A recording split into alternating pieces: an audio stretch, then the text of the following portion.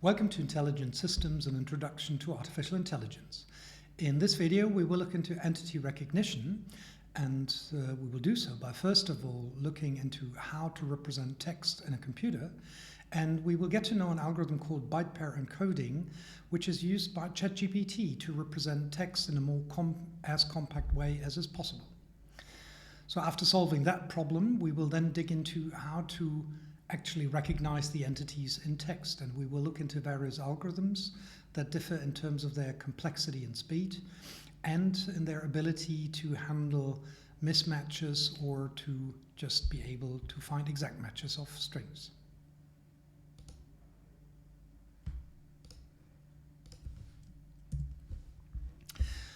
Language is very complex, and to kind of document this, 4 pictures here. The first one is the Rosetta Stone, which was vital to decode hieroglyphs, so Egyptian hieroglyphs, which is an alphabet, a very visual one, that for a long time couldn't be understood. But through the Rosetta Stone, the translation was possible. The next, here's a picture of the oldest representation of the Latin alphabet, as we use it in English and in German, for example. Then in terms of the development of letters, alphabets, and so on, book printing was essential. Therefore, we have a picture here of Gutenberg.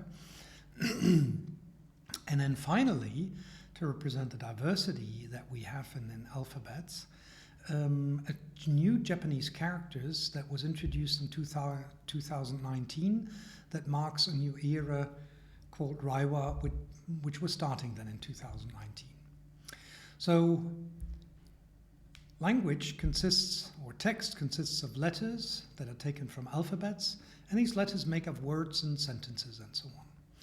And even if we limit ourselves to the Latin alphabet and to the English language, we have enormous variation in complexity in language. And here are just a couple of examples.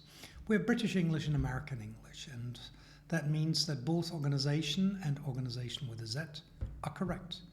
Different use of words. So in one area we say lorry, in the other one we say truck. Then we have mixture of alphabets. This is a Greek letter alpha. And here it's spelled out in the Latin alphabet and letter by letter. Here we have Rocky II, the movie, and the 2 symbolized with a Roman 2, and here with an Arabic 2. We have variation in words, so the verb to kick can also be a noun, kick, and it comes in variation as kicks, kicking, and kicked. We have singular and plural, mouse and mice irregular, cat and cats regular. We have, in terms of the meaning of words, many complexities, such as ambiguities that arise from a person doing something special, and then both the person and that special thing becoming known under that name. Examples are Siemens, Ford, Paris, Washington. All of them are people. Paris is a Greek god. Siemens and Ford were basically in kind of the inventors behind the companies they founded. Washington, a president and a city. We have abbreviations, IS, for intelligent systems. We have so-called anaphoras, where you need to do a decoding and you need to understand a reference to be able to understand the text, like he looked at it. From the previous sentence, it will be clear who is meant with he and also what it is referring to. And this can be even more complex in a sentence like he smiled and so did she. The so is a reference, and it's not referencing back to a concrete object, but rather to the smiling. We can read Shakespeare, which is not really that we're literally reading Shakespeare, but we're reading a book written by Shakespeare. And we say Brussels decided, but in fact it was of course not Brussels, the city, that decided, but rather an organization within the city of Brussels that decided. And then of course language changes over time, and just one example, this is a sentence taken from Shakespeare: "The fool doth think he is wise," and the does today would be spelled out D-O-E-S. So language is very complex, very flexible, very varying, and that means it's difficult to handle. But let's see what we can do. So first of all, we want to answer the question how to represent text as a sequence of characters, or rather tokens, or words. And then second, we look into how to identify entities in the text in an efficient way and in a way that tolerates mistakes. And why are we doing this? Or what are we specifically focusing on as a goodie? By the end, you will know how ChatGPT is representing text with byte pair encoding. Now, let's go back to the very beginnings of text representation, and that is a format called Ascii, the American Standard Code for Information Interchange. This goes back to the 60s, and it defined 128 code points and was basically able to represent lowercase letters, uppercase letters, digits, but also things like a space or a new line and so on. However, with 128 code points, it was very limited, and for example, German umlauts are not represented, or the SZ is also not included, and of course no space for Chinese, Japanese or Korean characters. 20 years on, we go to the 80s, and with Unicode we get the exact opposite. The goal of Unicode is to be flexible and have really everything included in there. And Unicode defines roughly 155,000 code points. The system makes it possible to represent up to 1.1 million. And with this flexibility, there are umlauts and SZ represented, Chinese, Japanese, Korean characters are represented, and in fact everything that you can see here, which is on a wiki page for letters that shows you many, many different alphabets and this huge variety that exists in language as of today. So all of that can be represented in Unicode. And in fact, Unicode also added this letter for this Japanese era that began in 2019. Now, like Ascii, it's necessary not only to have a symbol to represent a letter, but you also have to encode it in bits and bytes on the computer. And for that, there is the UTF-8 and the UTF-16 mapping. And they differ in that UTF-8 is optimized for Latin languages and 16 for non-Latin languages. And optimization means that frequent letters in the specific alphabets require fewer bits. However, it does not mean that individual letters, like for example A and Z, would require different space. So in fact, the letter A and the letter Z in Ascii, UTF-8 and 16 take exactly up the same amount of space. But is that the best way of storing information? Because in language, letters vary hugely. And here you see an analysis that was carried out on all of the Google books in English language with 3.6 trillion characters. So it should be a good representation of the English language overall. And you see a huge difference between the character frequency. E being the most frequent letter at 12.5%, Z being the most frequent one at 0.1% in the English language. And in fact, the A and the Z also hugely different, 8% and 0.1%. And there's of course nothing that is only limited to the English language. We can do the same for German. So this is taken from this Wikipedia page. And in German also E is the most frequent letter. A is not in rank 3 over here, but rather at 2, 4, 6, rank 6 at something like 8%. And the Z is not as infrequent as in English, but also there's a huge difference between A and Z. And looking at Arabic, you can also see, also in Arabic, the letters are not uniformly distributed. So now if that is the case, if letters are used so differently, then maybe we can exploit that to represent text in a more compact way. And in fact, an algorithm that does this was published in '94 in the C User Journal by Philip Gage, and he basically introduced the idea of byte pair encoding. And the idea is that pairs of letters or tokens that are adjacent to each other and that are very frequent, that they get replaced by a new code. So let's do an example. Here we have 9 letters, A, B, C, A, B, C, D. And we find that the pair AB is the most frequent one. And we replace it by a new token that didn't exist before called X. So the text becomes XX, CX, CD. And now we count again. And this byte pairs don't have to be the original letters. They can also be the newly introduced tokens. And so here we find XC is the most frequent, replace it by Y, and that's why we end it at XYYD. And that means we have reduced 9 letters to 4 letters. So we have over 50% of saved disk space at the cost of introducing 2 new letters. Here's the pseudocode. So this goes back to a time when you were still reading in data in blocks. So while it's not the end of the file, we read the next block of data, enter all pairs of characters into a hash table together with their counts.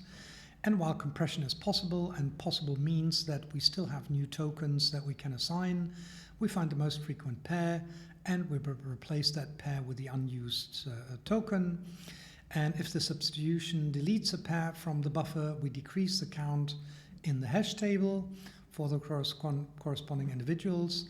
And if the substitution adds a new pair to the buffer, then we increase the count in the hash table. And finally, we add the pair to the hash table. And we run this for as many new tokens that we have available. We can limit that ourselves. We can be generous and provide really a lot, like 10,000 or so. But we can also be stingy and just make it maybe 100 or 200 when we know that Ascii has already just 128 characters. Finally, data is written back. This is the encoding part, and in a similar manner, you have the decoding, which is a little bit simpler. So in conclusion, the author is surprised that byte pair encoding works so well at compressing data because it discards all the information on previous data. So it really does this in each iteration from scratch all over again. And advantages include that the expansion routine is very small and simple, not a lot of memory is being used. The performance can be tuned by the parameter of how many new tokens you allow, and good performance in the worst case. On the disadvantage side, compression is slow. There are more optimized algorithms that can do things faster. But overall, it's a very simple method. And what is beautiful that the creation of the code you only do once, and typically you would do that on a very large text corpus, and then after that you could use it. And that makes it very attractive for neural networks like ChatGPT, but also other neural networks that even just produce output which is not even text, because you simply have to take your original text, put it through the byte pair encoding to get the encoding, and after that you have numbers for the tokens that it was encoded to, and that is what the neural network can process. So that makes byte pair encoding attractive to ChatGPT. And you can also play with that yourself very nicely. There's a beautiful library called Sentence Piece, and I've applied it here to the ham spam data from the previous examples. And in the first line, we use that library, and it is a trainer with a train method. We input the file with the text of ham, spam, and then the individual sentences, and use the byte pair encoding model. It also implements 2 other ones like sentence piece and word piece, which are variations. Then we get the processor out. That's beautiful because this is read from file. So this may take a little bit longer. For the amounts of data we have, it doesn't. But if you have more, it may will. You can run this one. The result is stored in file. And in this line, you read the encoding, the model from file. And then you're good to encode and to decode.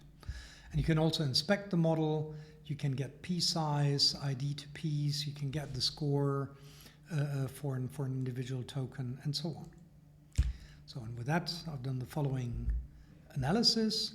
So for the ham spam data, with a vocabulary size of 1,000 in the byte pair encoding, the top 20 best rated tokens were these ones. So you see ham, for example, because that was one of the labels.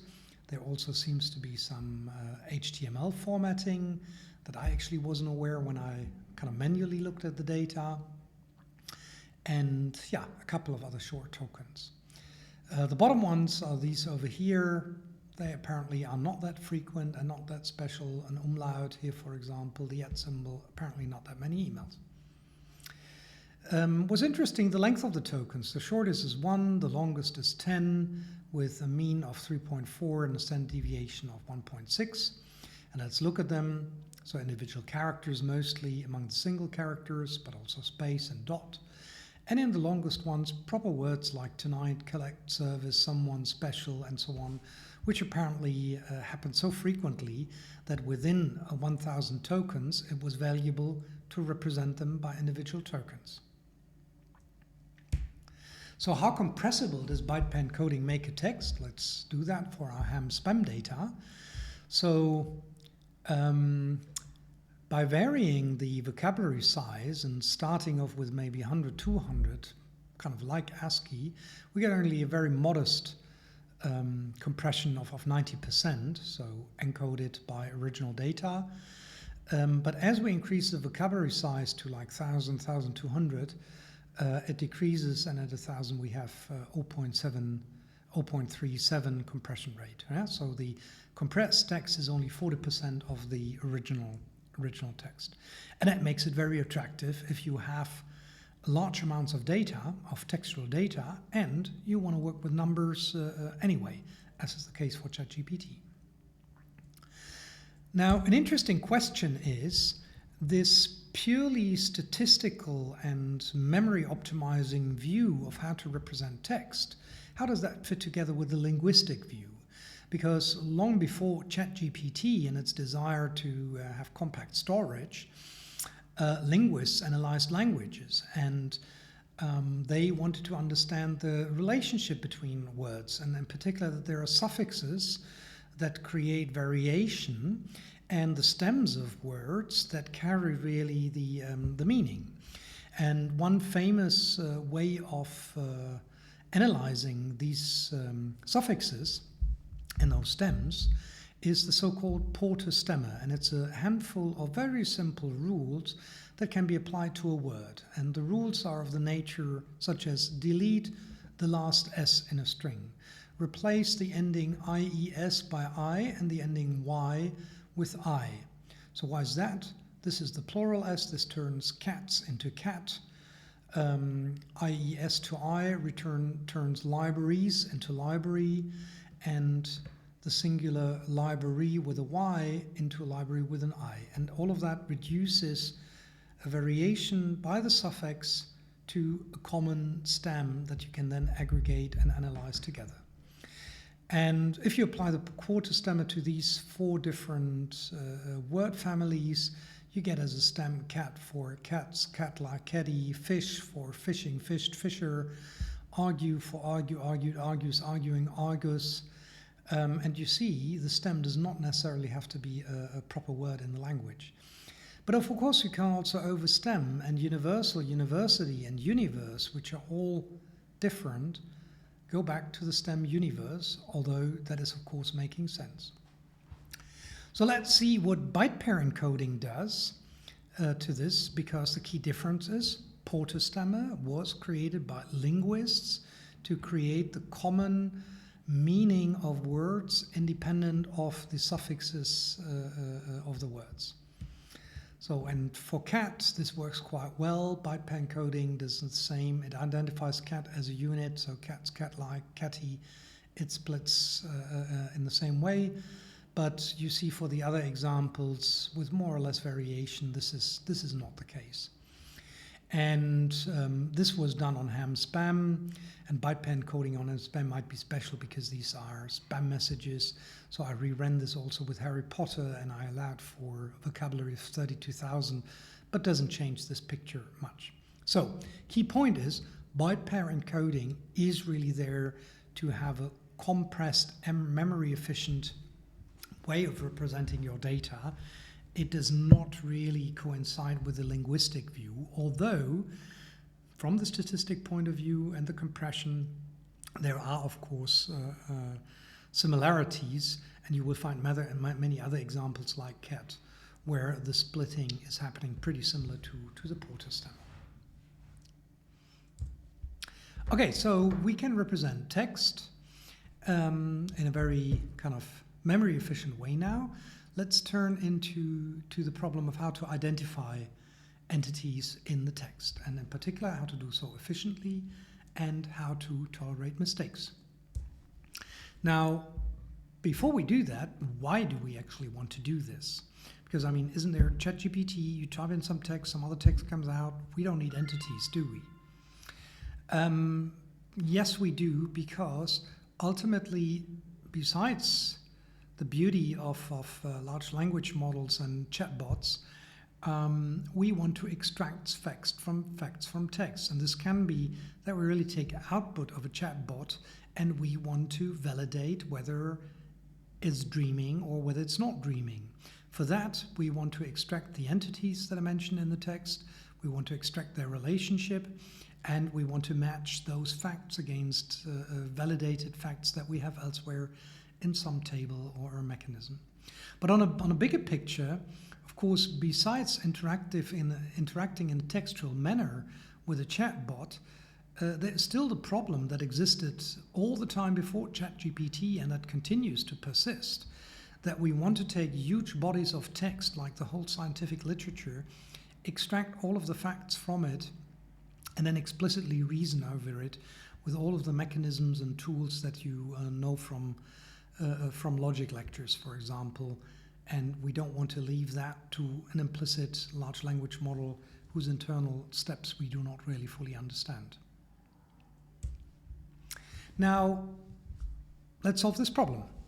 Entities are somehow given to us in a list, or we say a dictionary, but I don't mean a dictionary as in the programming way, but rather a dictionary as in the Oxford English Dictionary. So the dictionary is for us now essentially a list. For example, a list of cities here, as taken from Wikipedia, of German cities, about 2,000.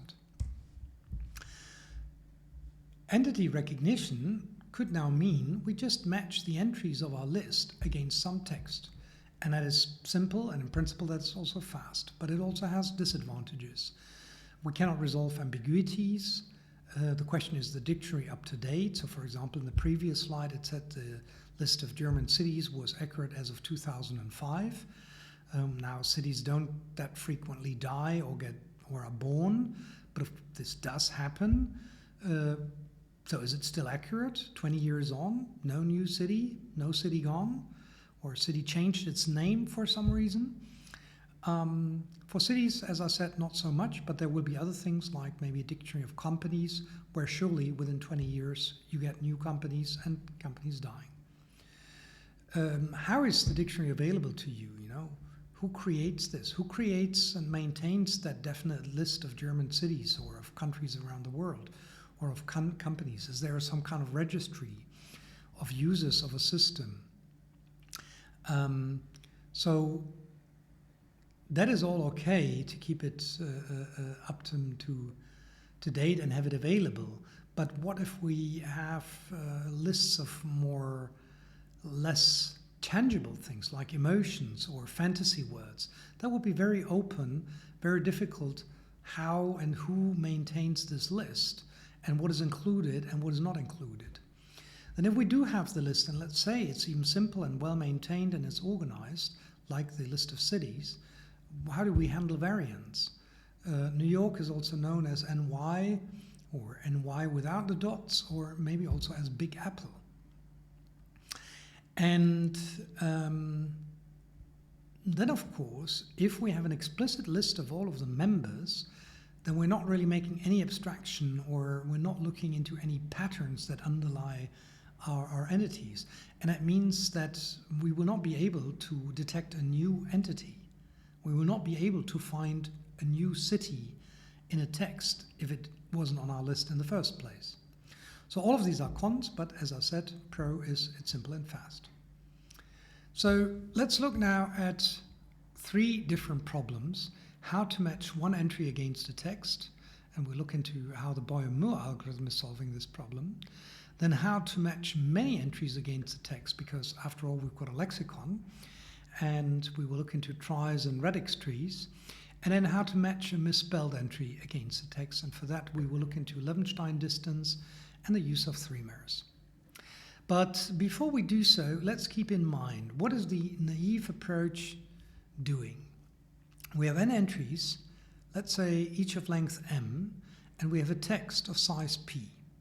Then the naive approach will take each of these entries one by one, match the entry against all of the positions in the text, and check then for each of the positions in the entry whether it's matching or not. And that means we have a complexity of n times m times p. Since our dictionary is big, and since the entries might be long and the text is big, all of these variables matter here. Let's see, can we do better? And the answer is, of course, yes, we can. There's a very old and nice algorithm called the Boyer-Moore algorithm, and it can basically match the entity of length m against the text of length p in an average case complexity of p divided by m. And the naive approach for one entry would have p times m. Let's have the pseudocode in mind again, how the naive approach would do it. For every position I in the text, match is set to true, and then for every position j in the entity, if the entity and text match at those corresponding positions I plus j in the text and j in the entity, then match becomes false. And if match is still true by the very end of it, we can return true, and otherwise we return false. So what does the Boyer-Moore algorithm do differently? So instead of moving position by position in the text from left to right, the Boyer-Moore algorithm allows us to jump forward. And the key thing is that it doesn't do the comparison from left to right, but rather from right to left in the entity. So if the text and the entity mismatch at position I plus j, then we find the position at which they would actually match, because otherwise, this cannot make any sense. So that might not be possible, because the mismatch might have happened because the entity has a character that the text doesn't have. The text has a character that the entity does not actually contain.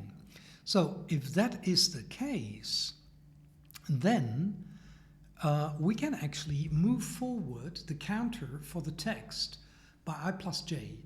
The full entity can be skipped forward by the full length of the entity to the right. If, however, the entity does have the character which is present in the text, then we cannot move it fully over to the right, but at least by j prime, where j prime is the index in the entity where the character that is present in the text is visible. And this heuristic is called the bad character heuristic, and text I plus j, that is the bad character. Similarly, there exists something called the good suffix heuristic. But to understand this better, let's do an example of this. So the algorithm would start, and it would have this as a text, hula hula girls like hooligans, and we would plot hooligan right below it. And you see the beauty of the algorithm right away, because the first thing that is happening is that our algorithm detects here's a mismatch. And N and O don't go together.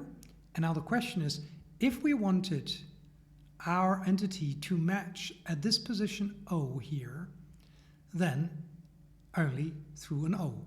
So we find the index of O in our entity, and we can shift it forward so that this and this is matching over here. And look how much we gained. Instead of just shifting by 1, which the naive algorithm would do, we go forward 1, 2, 3, 4, 5 positions.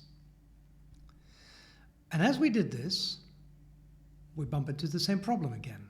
N doesn't match G, so we're asking now, well, okay, so G must match.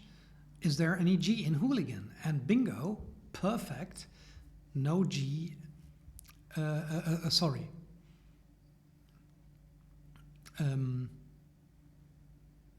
G in hooligan at that position, only a small shift.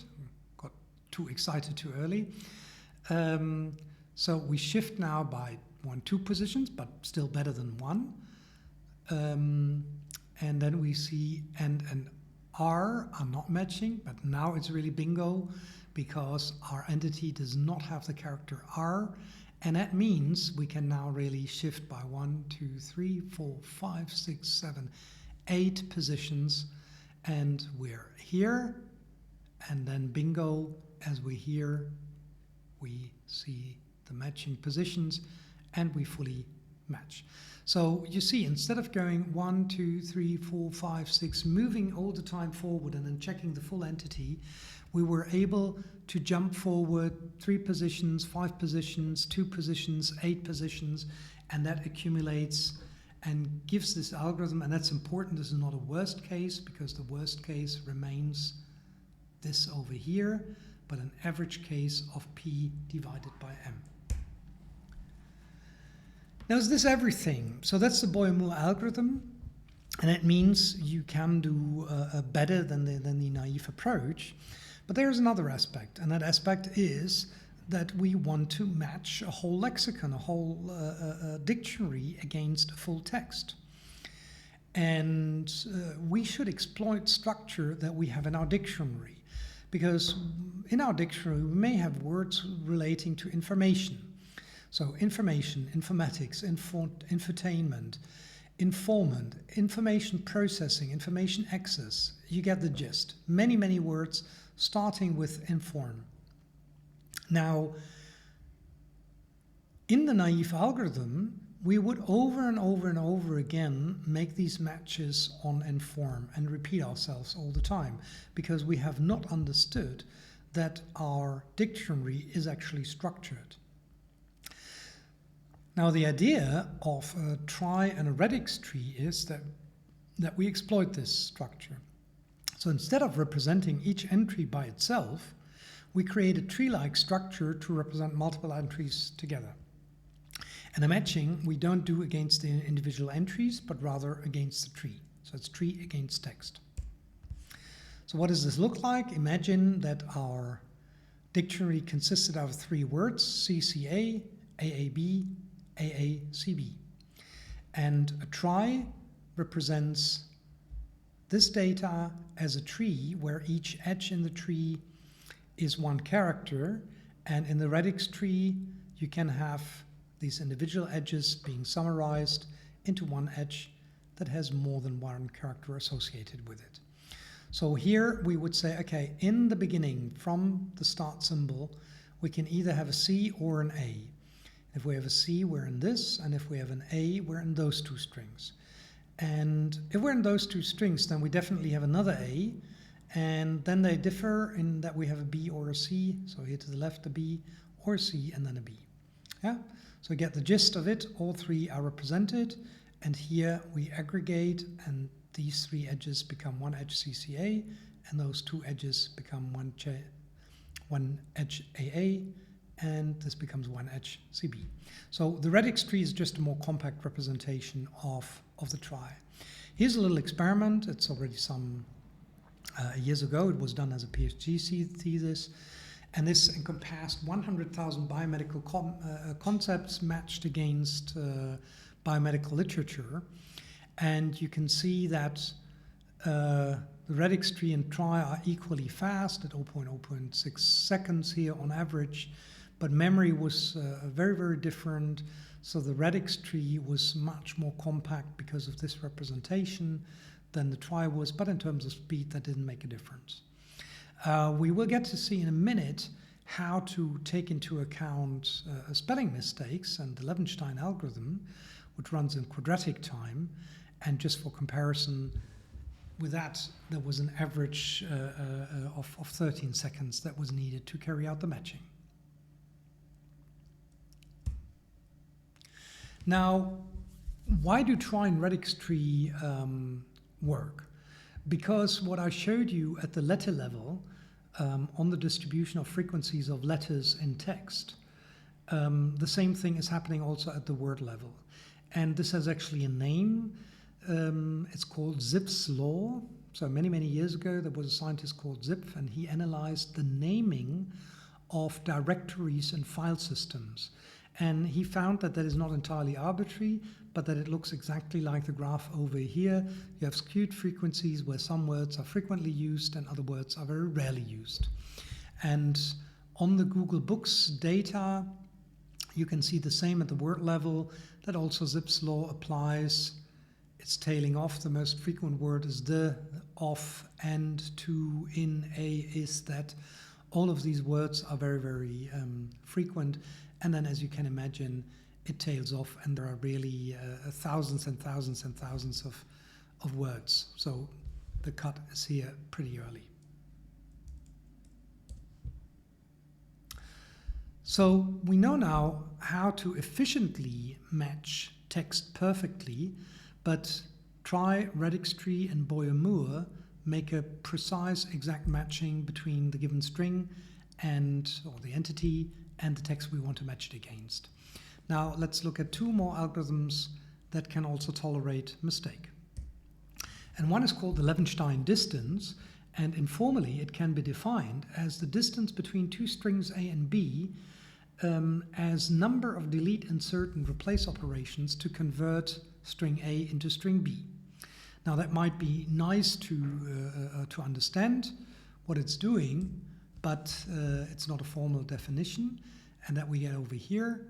So we got string A from 1 to M, string B from 1 to N, and we now recursively define that if indices I and j are 0, then it's the maximum, because that means the other index is not 0, and all of the characters that still need to be processed have to be deleted. Yeah, so it's basically the maximum. In the worst case, this would be also 0, then nothing has to be deleted. For the other cases, there are three possibilities, and that is either in the two strings that we're currently considering, we are deleting in the first string the last characters, or we delete in the second string the last character, and that means we have to add one delete operation, or we delete both characters and then we incur this penalty, which is 1 if the two characters were different, because that's a replace operation, and this becomes 0 if they were the same, because then we just left something that was the same. And you see this is a recursive formula, so left AB, left AB. So in each step we test three possibilities, and each time we reduce at least one of the two strings by 1. So here the first one, here the second one, here both. And that means the problem gets smaller, so that ultimately we end here in this base case, so that the recursion ends. Now, whenever you see a recursion, you should be careful, especially when the computation of one result is leading to the invocation of multiple times of the function, because then you have an exponential algorithm. And that's indeed the case. Our algorithm is exponential, and that's pretty bad because it's in the length of the text that we're dealing with, and that means this recursive implementation is no good. But fortunately, there is a technique called dynamic programming, which memorizes intermediate results, and that works in m times p. So m, the length of the entity, p, the length of the text. And for that, instead of explicitly computing the recursion, we start with the base case 0, 0, and from that base case, iteratively carry out these computations to get at the next possible cell, and we store all of these intermediate results, progressing towards the final score that we want to obtain. So let's make this a bit more practical. So we have here Peter and Petra, two strings, and this is our initialization. This is the empty string over here. This would be the string of P, and The empty string against the empty string, nothing is needed, 0. PE against the empty string is 2 deletions. So Peter and Petra proceeds now as follows. If we want to match P against P, then we can either delete the first P, 1 delete operation, and then delete the second P, 2 delete operations. Or we could do it the other way around, also 2 operations. Or the third is, well, we delete both of them and they were identical. That means we don't have to delete anything, it's a match. And then we have 2 empty strings, which have a score of 0. So that means 0. So out of the 3 possibilities, that last one is the best one. And this we can iteratively apply. So here, P matched against Peter, and let's concentrate to the last one. If we would delete the P, then we would have a score of 5 plus 1 delete operation is 6. If we would delete the R, we would have 3 plus 1 delete operation as 4. If we would delete both characters in a mismatch, we would have 4 plus 1 operation as 5. So out of these 3 possibilities, 5, 4, and 5, 4 is the lowest, so that's the one, and the direction we were coming from was actually this one here. So, and that way you can fill in the whole matrix, and then you know this is the best possible value. So the Levenshtein distance between the strings Peter and Petra is 2. This algorithm with dynamic programming and the cost of storing intermediate results has a runtime complexity that is quadratic, or if really text and entity have different length of m and p, m times p. There is an alternative way to do this even faster by breaking down the 2 strings into trigrams. So Peter and Petra would become PET, ETE, TER, 3 trigrams, and Petra, the 3 trigrams PET, ETR, TRA. And now we can compare these sets of trigrams, and we can compute the so-called dice coefficient, which essentially is 2 times the size of the intersection divided by the sum of the sizes. The size of the intersection is PET, so they have 1 trigram in common, 2 differ. So that means we have here 1 times 2 is 2. And how much do they have in common? That's 3 plus 3, and that would be 6 over here. So dice coefficient can be computed in linear time, complexity is m plus p rather than m times p, so a really great improvement, but we lose the order of trigrams, and that means we're not as accurate as the Levenshtein distance is. But both of these methods can compare strings that are not identical and give you a score for how similar the strings are. And either you have a perfect match or you're willing to accept something that is lower than that. Finally, as a little postscript, PS, what dictionaries and these fast algorithms, and maybe also algorithms that do misspellings and stuff, what they cannot do is that they really understand the structure of entities. And while cities and company names are not that well structured, there are entities for which this is the case, like email addresses. Imagine you had a dictionary of all email addresses worldwide. That doesn't really exist. But of course, for a provider, it could be, or all of the registered users, you may have all the email addresses and you could use the dictionary and some kind of matching as we sketched it. But a much more compact way is just to say, well, regular email addresses are very well formed and they follow a regular expression. They can be described by this regular expression, not entirely precisely, because if you really read the detailed formal definition of what an email address is, then this regular expression wouldn't do it, but it comes close enough.